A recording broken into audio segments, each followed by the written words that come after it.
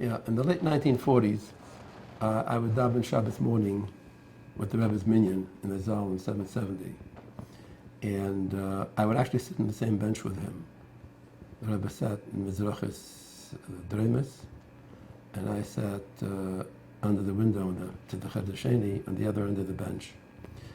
And every Shabbos, the Rebbe would come in a little bit after the beginning of the prayers with a siddur and his Tanya, and I and my brothers, I had two older brothers at the time, would be sure that the Rebbe had a chumash, we could say Satira, and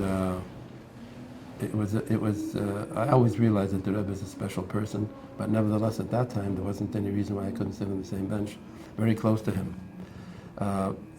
Around Purim time of 1947, the Rebbe didn't show up to the davening Shachris and Shabbos, and I just wondered why. I hoped everything was all right, but I didn't ask anybody why he wasn't there.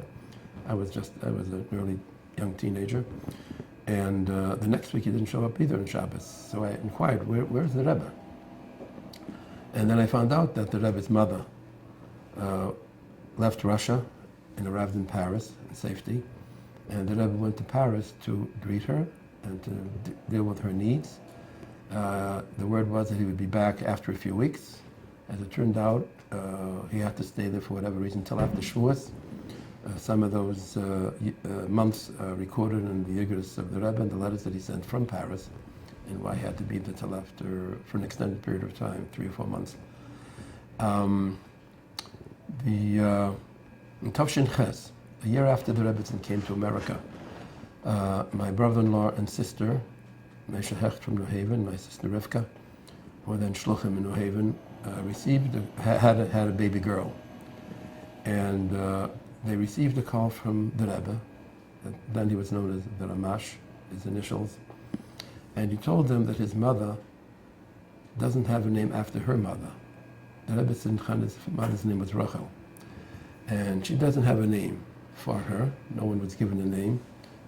And he wanted to know if they would be kind enough to name their newborn daughter Rachel in remembrance of his grandmother, his mother's mother.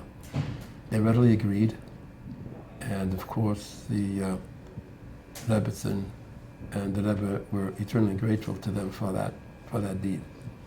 Now, for those who know the Rebbe's hanhogan with regard to naming children, in the course of the years that I've been close to the Rebbe, many decades, many people have asked the Rebbe for suggestions of names for newborn children, sons, daughters, but he never would accede to the request. He would always tell them that you have to choose.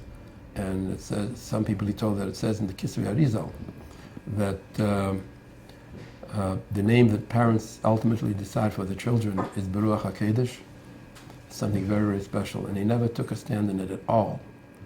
And here, the Rebbe took the initiative to call my sister and brother-in-law to ask them for this very special request in honor of his mother. And so it was really, to my knowledge, the only time recorded that the Rebbe did such a thing. The Rebbe, when he went to the Yehel, and he went very often, as most people know, after he finished at the Ohel, he went down the lane to where his mother was interred. He would go every single time, never missed a time of his visit to the Ohel to visit his mother. And in later years, when it got rather dark, and because the Rebbe left later, I would follow him. I'll go ahead of him with a lantern, because it was very dark and no lights then. And he would spend just a few seconds facing his mother, murmuring something, and then come back to the car. It might be interesting to note that after Rebbetzin Chana's funeral, I was driving the Rebbe sat in the front with me as always, and we started pulling away from the Ohel, and then he asked me to stop the car. In the car with us in the back seat, one of the people was Rabbi Yushbal, who was from the Chevra Kaddish of Chabad, and the Rebbe says to him, I asked you to come along with me because to alert me to any things that I have to know, and Hagis, Minhagim, etc. And you forgot to tell me about when you leave the cemetery, you tear out grass and throw it over your head 3 times. And the Rebbe asked me to stop the car, and he did that. Actually, it's mentioned in Shulchan Aruch Hilchos Avelos. After the Levaya of the Rebbetzin Chana and Chav Beit Shvat,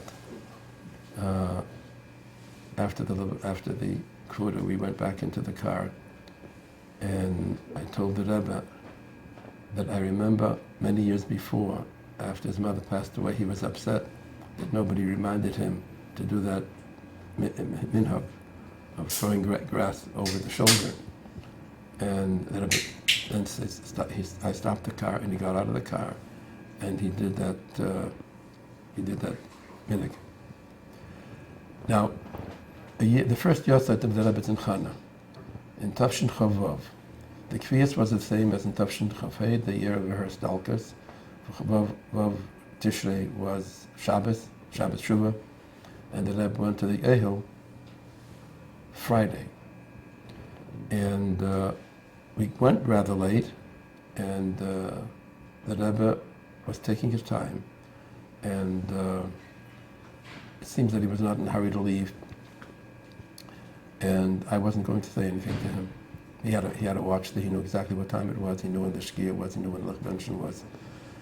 And so he finished his visit to the Yale. It was quite late, and he put his things together, which I usually would help him. And we got into the car. It was about 50 minutes to Lechbenchen, and it seemed that he wasn't in a hurry to leave his mother. And we drove away from the Yohel. He got to the front gate. It was after 5 o'clock. It was locked. The guard, the security people who were there, knew that when the Rebbe is at the Yehel, they should have somebody waiting at the gate before he leaves, and to make sure that the gate would be open for him, which was what happened countless times.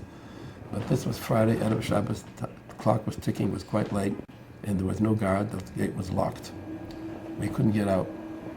And at that time, there was on Springfield Boulevard, there was a store that sold newspapers and candies, and there was a telephone, and the public telephone was before cell phones.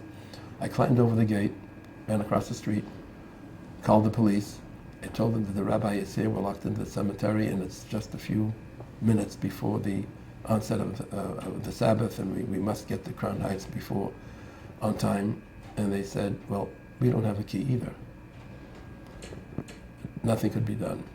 Got back into the car, drove to the side gate, which is near the Yehel, and with hope maybe that would still be open.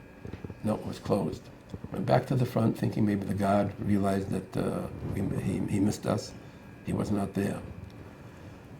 And on the way back to the side gate, I was praying in my heart that maybe that it's the Rebbe, it's Shabbos, it's his first Yahrtzeit, and I just prayed that something should happen, that we should be able to get out and get back to 770 on time before Lechbenchen.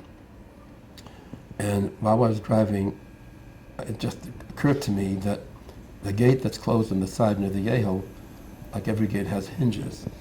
If we can take the hinges out by some means, then the gate would collapse and we could get out. So got up to the gate on the side.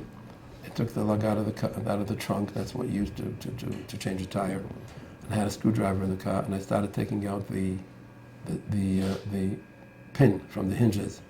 Meanwhile, the Rebbe got out of the car and was standing right next to me. I guess he was praying too, but I didn't have the time to concentrate on anything other than getting the hinges out of the pins out of the hinges. And lo and behold, they started easing out.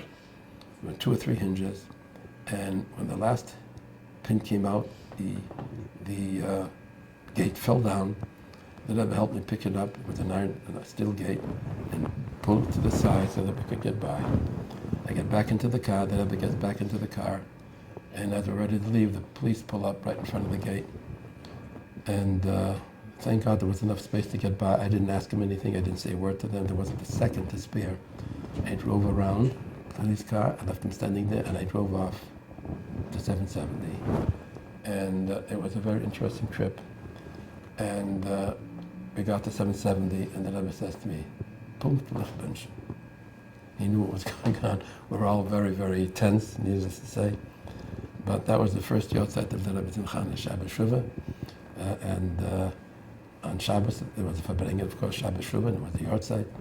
And the Rebbe says, the Vuz Yidel Krinsky. And he says, give him l'chaim. And they gave me, I think it was a big glass, they gave me l'chaim. And then he said, give him nochemol, vel onem, vel taitnish given, velkem Farbrengen. So this was the first Yahrtzeit of Rebbetzin Chana.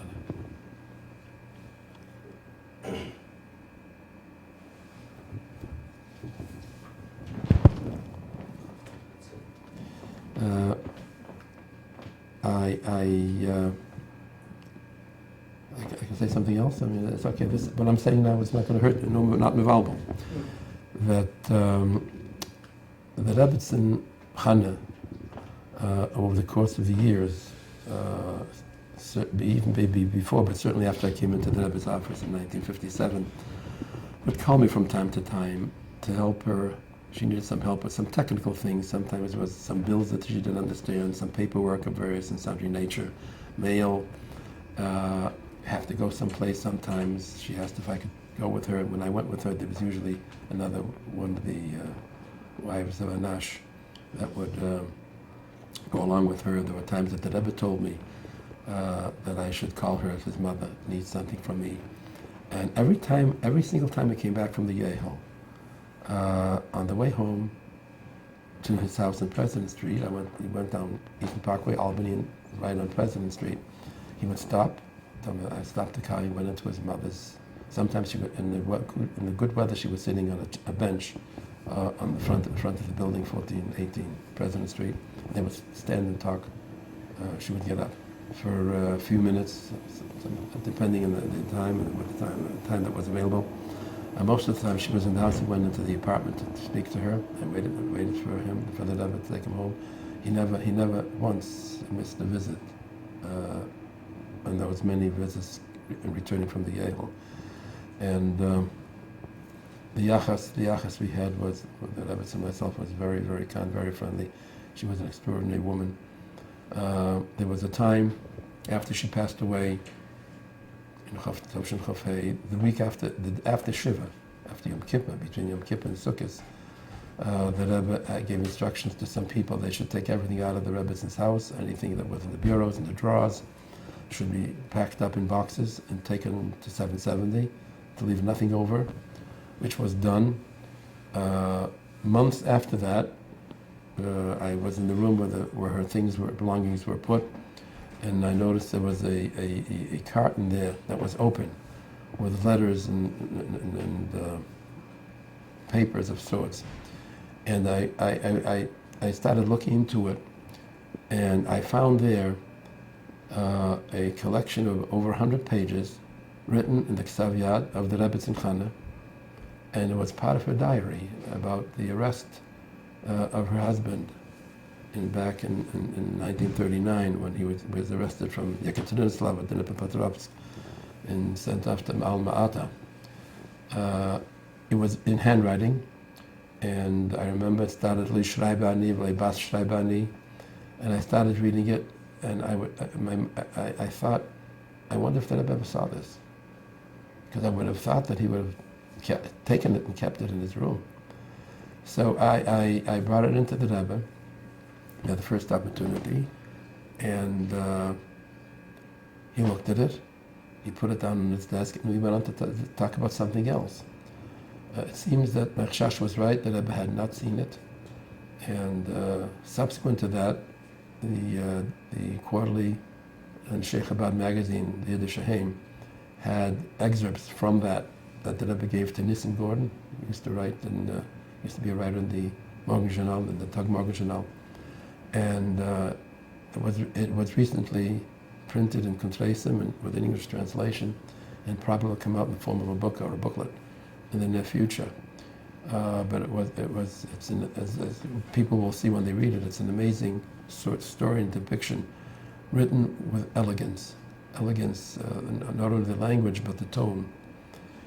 It comes through to the reader. I mean, when you realize the difficulties they had that the Rebbe spoke of so many times, and we heard from Chassidim, the very, very torture that it was to her and her husband to have nobody to talk to discuss learning, and no books to look into, to learn, and no paper to write on his thoughts. It was a very agonizing number of years. It was a gullus, a real gullus. And she describes it in that diary, which is just extraordinary.